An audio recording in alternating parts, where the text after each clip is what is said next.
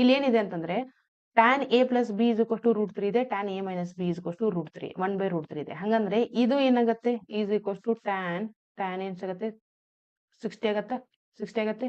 So tan a plus b ಅಂತಂದ್ರೆ tan cancel, a plus b value ಎಷ್ಟಾಗತ್ತೆ, a plus b value ಎಷ್ಟಾಯ್ತು ಇಲ್ಲಿ ಬರೀತೀನಿ, a plus b ವ್ಯಾಲ್ಯೂ ಎಷ್ಟಾಯ್ತು 60 ಆಯ್ತಾ. ದೆನ್ ಹಂಗಂದ್ರೆ ಇದ್ರದ್ದು ವ್ಯಾಲ್ಯೂ ಸಾಲ್ವ್ ಮಾಡಿದಾಗ ಏನಾಗುತ್ತೆ, ಇದು 1/√3 ಯಾವ್ದಕ್ಕೆ ಸಮ, tan 30ಗೆ ಸಮನ.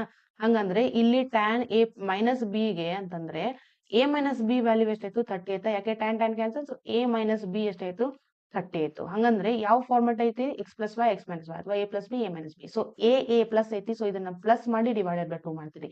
a ವ್ಯಾಲ್ಯೂ ಎಷ್ಟು ಬಂತು 60 ಪ್ಲಸ್ 30 90 ಡಿವೈಡೆಡ್ ಬೈ 2 ಅಂತಂದ್ರೆ 45.